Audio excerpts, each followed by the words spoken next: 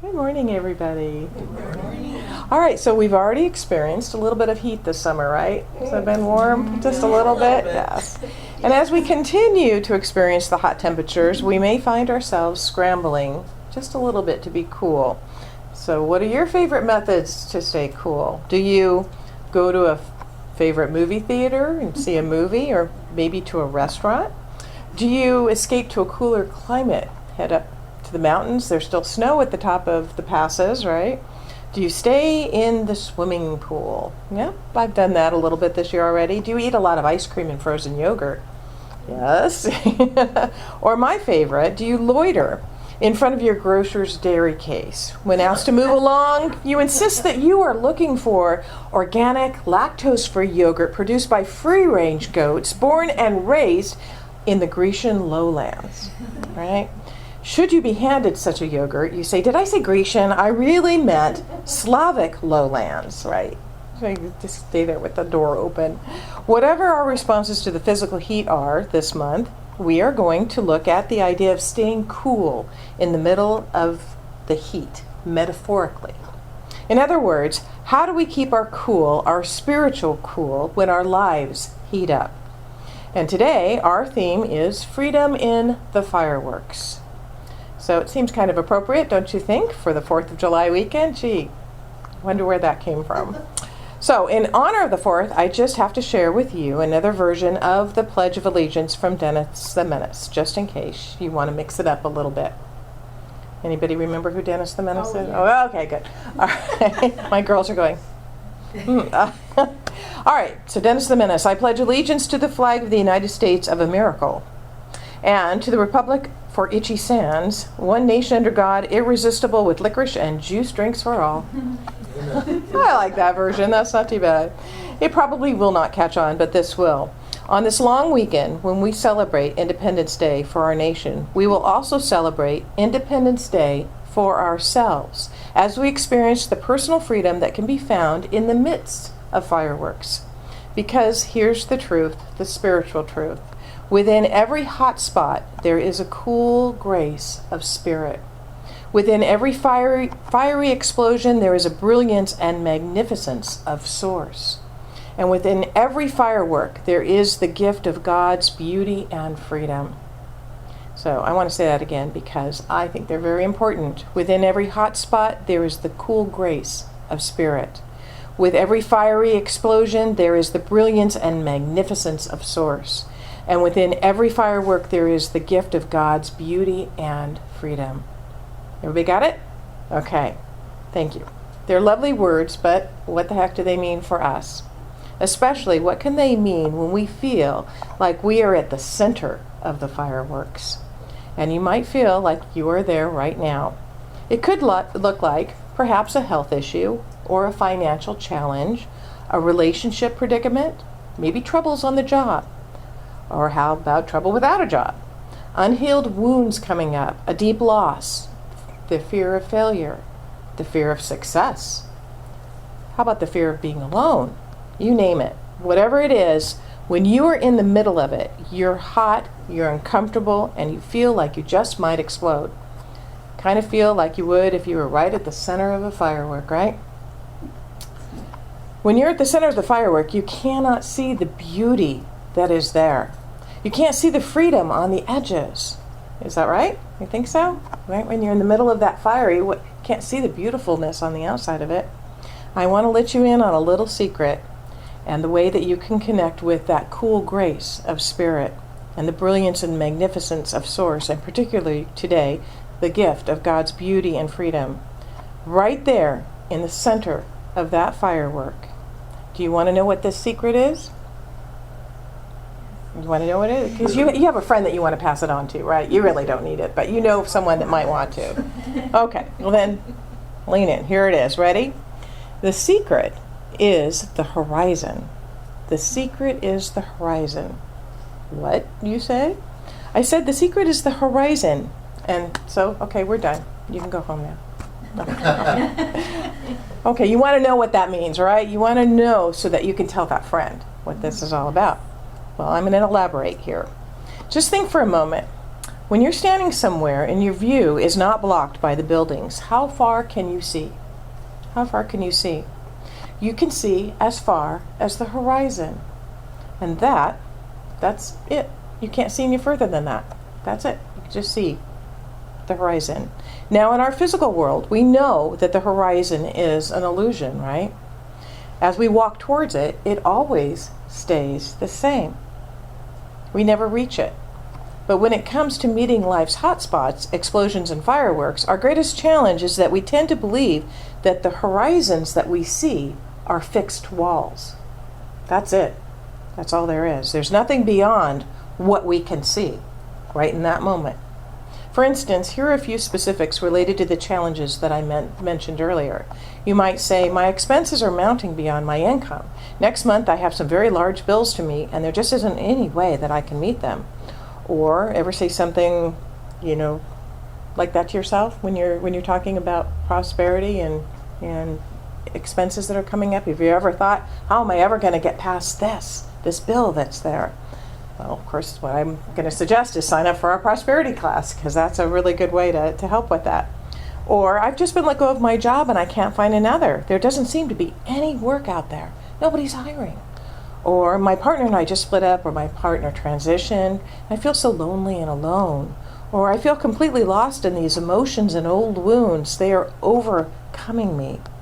And I know that we've said some of those things before, right? We've had similar feelings about some of these things. Or maybe our friends have. Because that is what we do in our human experience. We have that experience and we think this is it. We're not going to get past it. And they're normal human reactions. But we are more than our human experience. While those may be normal human reactions, think about the consciousness that they're coming from. Each of those sentences is spoken as if you believe the present situation is static, solid, unalterable, and final. It's as if you believe that the land that you see between you and the horizon is all the land that there is. As if when you reach that horizon, you will, as the ancients believed, and maybe a few people even today, that you're going to fall off the edge. Remember the teaching that, wow, we live in a flat, and you're just going to fall out because there's nothing left under your feet. It sounds a little ridiculous, but it's no more ridiculous than the belief that at some moment in the near future we will run out of supply, that we have a limited amount of supply. We'll run out of ways in which to share our gifts and our talents. We'll run out of love. We'll run out of strength and clarity. When we're in the middle of the fireworks and we can only see the horizon and not beyond, we would be well advised to get up a little higher. Get up a little higher so that we can see farther out.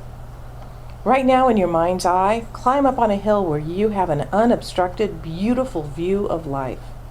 And when we're up there, we can also see backwards a little more clearly. And while I'm not a fan of looking backwards, there is a benefit to this in this moment, to be able to look backwards. Think about when you were 10 years old. You didn't have all the money that has passed through your hands since that time, did you? And if you stop to think about it, no matter whether you think you're self-affluent now or not, you have had a lot of money run through your hands since the time you were 10. Right? Even you guys, it hasn't been that long. You've had a lot more money since you were 10. When you were 20, you didn't have all the work and all the opportunities for work that came later. Think about the first time you felt love for someone outside of your immediate family. How much more love have you felt since then? Think about the first time you felt an emotional storm and how you got through that, and all the strength and courage and clarity that you have had since then. So why should you have the belief that your present horizon represents the limit of the land? Now that we've looked back, let's turn and let's look forward. By doing this, we extend our horizons, which is the secret to experiencing the gift of God's beauty and freedom right in the middle of the fireworks. Do you remember these words in Scripture from Genesis 13, 14, and 15? The Lord said to Abraham, "Now lift up your eyes and look from the place where you are northward and southward and eastward and westward. For all the land you see, I will give it to you and your descendants forever." Forever. We should stand up on a higher place when we lift up our eyes from the place where we are to a higher place we can see beyond this moment.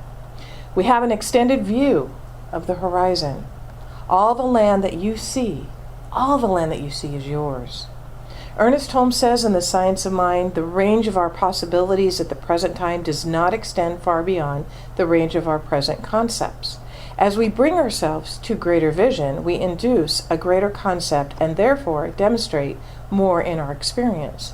In this way, there is a continuous growth and unfoldment taking place. Little by little, we can unfold our consciousness until at last we shall be made free. I love Ernest Holmes. Puts it so concisely. Robert Louis Stevenson was answering his call, very creative, aligned. His poetry and writing gave him life. But did you know he had a lot of difficulty with physical illness? I had no clue. He had several bouts with pulmonary disease, tremendous coughing, and he was bedridden for weeks. His wife came in one day, and as she looked at all the bottles of medicine lined up on his bedside stand, she asked him, how was he doing? I'm doing just fine, he said. I will never let a bank of medicine bottles keep me from seeing beyond the horizon. What a beautiful way of looking at that. How do we lift up our eyes? How do we lift up our eyes? That's the second secret for the day. It's a surefire, tried and true way you can lift your eyes from the place where you are to a higher place. Okay, so are you ready for the second one, right? Because you're going to want to share this with your friend, okay? You may want to tap your neighbor and say, wake up, this is important. This is what we do. We see God in everything. We see God in everything. In order to embody our concepts today, we must actively train ourselves to look for the good, because if God is everywhere present, then good is everywhere present. It's a matter of looking at the situation and training yourself not to think this is bad, in quotations, or oh my gosh, this is so terrible, I don't see a way out of this, or oh my gosh, how am I ever going to afford that repair? But rather to look for the good, to know that there are possibilities even when you cannot see them. We get so frustrated when we can't figure it out on our own.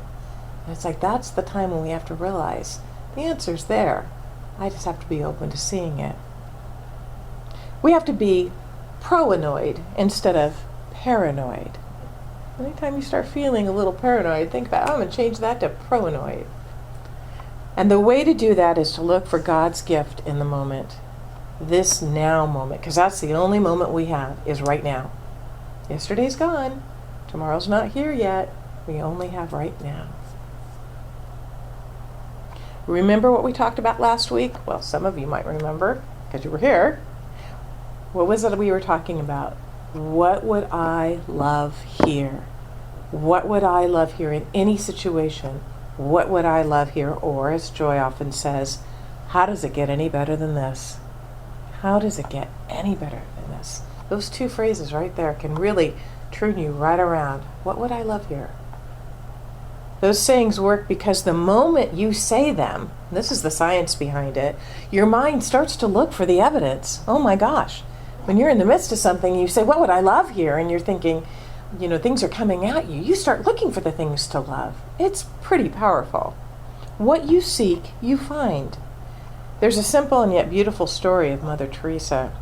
She was once at the airport, and her stressed traveling companion said, we have a problem with our flight. Mother Teresa responded, there are no problems, only gifts. There are small gifts and there are big gifts. Which one are you offering? Her friend exclaimed, well, I don't know. Our flight is going to be at least 2 hours late. Mother Teresa said calmly, yet with a mischievous gleam in her eye, that would be a small gift. What a wonderful opportunity to finish the novel I started yesterday. Holmes tells us in The Science of Mind, the eternal gift is always made. The gift of God is the nature of God, the eternal givingness. God cannot help making the gift because God is the gift. God is the gift. And the gift is beauty and the gift is freedom found right in the middle of the fireworks. If you would get up just a little bit higher and get that perspective and see beyond the current horizon. I want to leave you today with a letter that Friar Giovanni, a 15th century Franciscan monk, wrote to a friend. He wrote, "This is my letter to you. Excuse me. No, that's not the letter. This is the letter that I want to share, and I hope that it's also a prayer that you can take into your heart." So he wrote, "I am your friend, and my love for you goes deep. There is nothing I can give you which you have not already got, but there is much, very much, that while I cannot give it, you can take. No heaven can come to you unless your heart finds rest in today. Take heaven. No peace lies in the future which is not hidden in this present little instant. Take peace. The gloom of the world is but a shadow. Behind it, yet within your reach, is joy. There is radiance and glory in the darkness. Could you but see? And to see, you have only to look. I beseech you to look. Life is so generous a giver, but we, judging its gifts by its covering, cast them away as ugly or heavy or hard. Remove the covering, and you will find beneath it a living splendor woven of love by wisdom with power. Welcome it, grasp it, touch the angel's hand that brings it to you. Everything we call a trial, a sorrow, or a duty, believe me, that angel's hand is there. The gift is there, as is the wonder of the overshadowing presence. Life is so full of meaning and purpose, so full of beauty, beneath its covering, that you will find earth but cloaks your heaven. Courage, then, to claim it, then is all. But courage you have, and the knowledge that we all are pilgrims together, winding through unknown country, home. And so, at this time, I greet you, not quite as the world sends greetings, but with profound esteem and with the prayer that for you now and forever the day breaks and the shadows flee away." And I will personally add that within every hot spot, I pray that you find that cool grace of spirit. Within every fiery explosion, you come in contact with that brilliance and magnificence of Source. And within every firework, you experience the gift of God's beauty and freedom. And so it is.